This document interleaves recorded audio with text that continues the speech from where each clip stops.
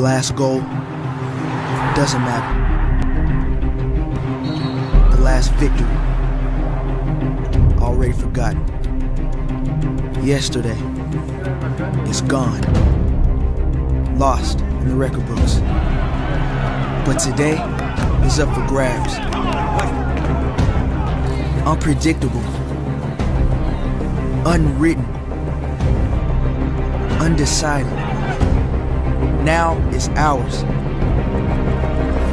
Do something and be remembered, or do nothing and be forgotten. No one owns today.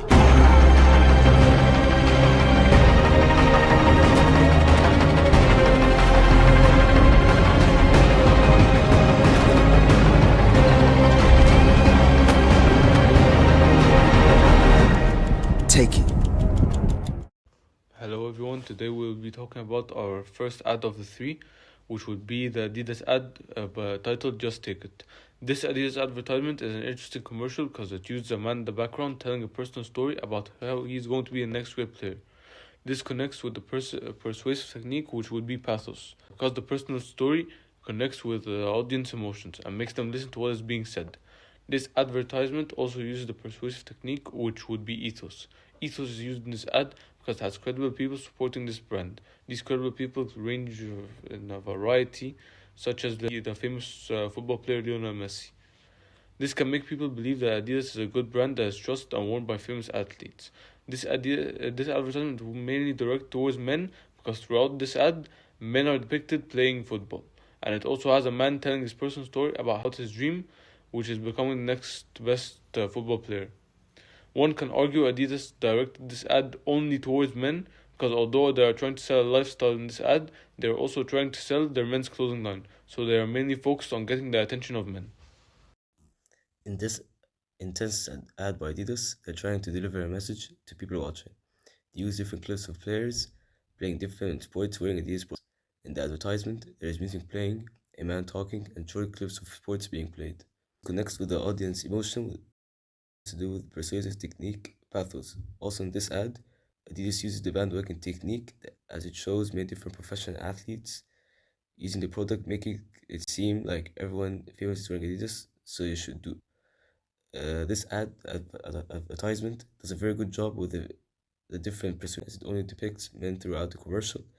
This ad is most likely directed. Adidas is trying to sell their men clothing line in this advertisement, so they want to attract the main audience as much as possible. Now that we are officially done with talking about our Adidas commercial, we will move on to our next topic, which will be about our Apple commercial. In October of 2016, Apple made a very bold move and released a very influential commercial. In the United States of America, the month of October especially is considered National Disability Awareness Month. Apple took this opportunity to release a new commercial, showing how even people with disabilities of all sorts can have their lives made easier with Apple products. This commercial depicts a lady with physical disabilities in a wheelchair as she starts off by saying that many people see disabilities as barriers, but that's not how she sees it.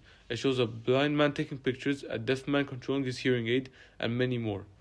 I personally found this very interesting to see the many scenes depicted in the commercial, which showed us all the forms of pathos, logos, and ethos.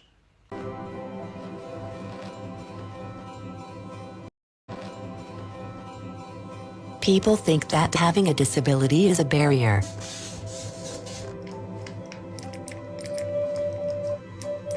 But that's not the way I see it. You can catch up with friends. Ready? You can capture a moment with your family. One face, small face, focus lock.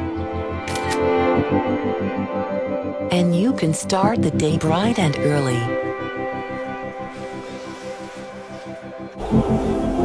You can take a trip to somewhere new.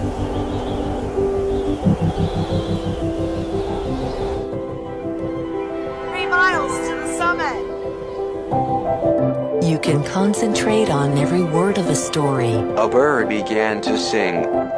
Jack opened his eyes. You can take the long way home.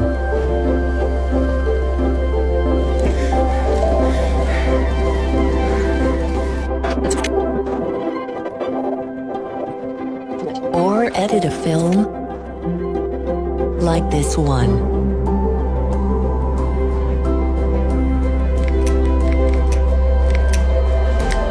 When technology is designed for everyone,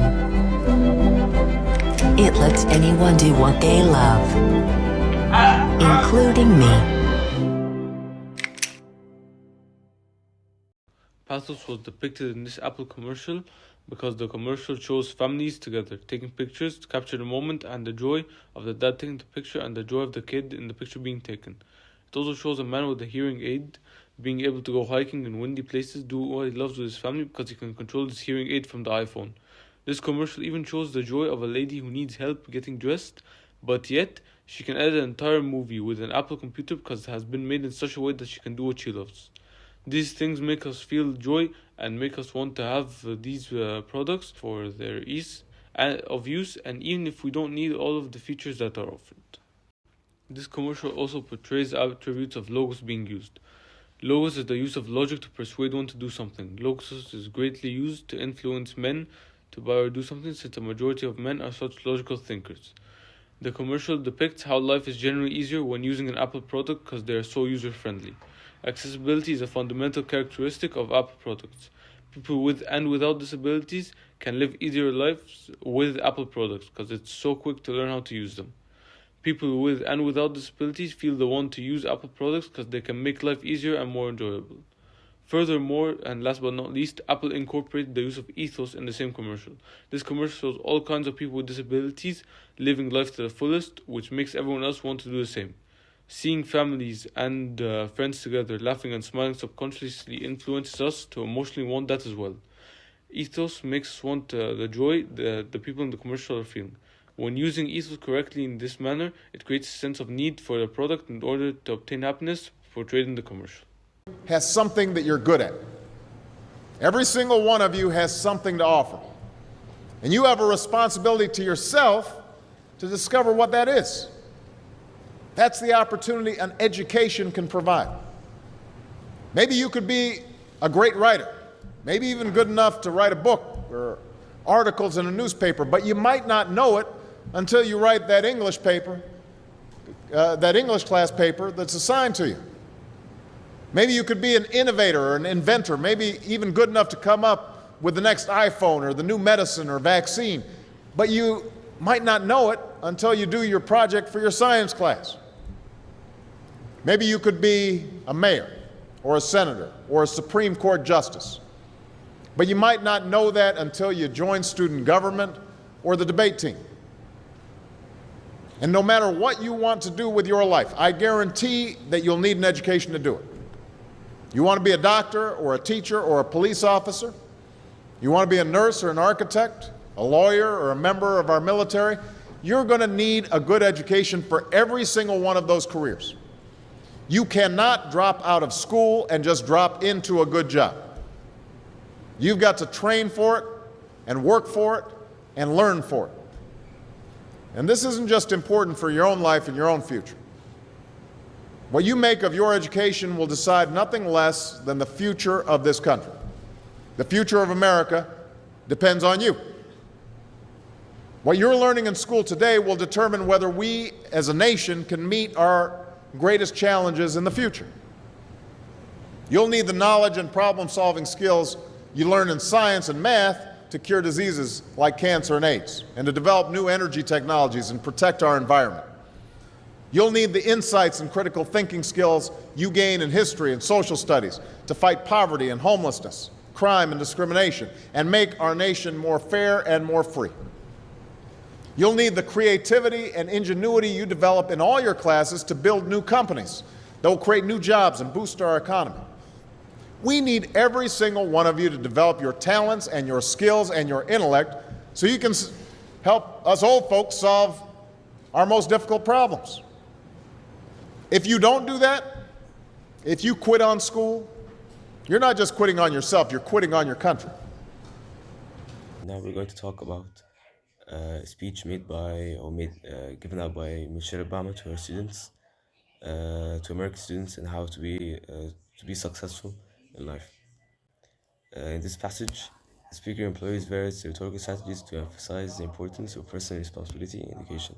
Throughout ethos, the speaker establishes credibility by positioning themselves as a conscious leader, fostering trust with the audience. That pathos appeal is strong, evoking emotions of pride, hope, and motivation by urging students to take responsibility for their futures and recognizing their potential. Logos is also effectively used, linking education to future success in careers and societal contributions, which provides logical reasons for students to engage in their studies. The speaker utilizes repetition to reinforce key points, such as the necessity of responsibility, and employs direct address to make the message more personal and immediate.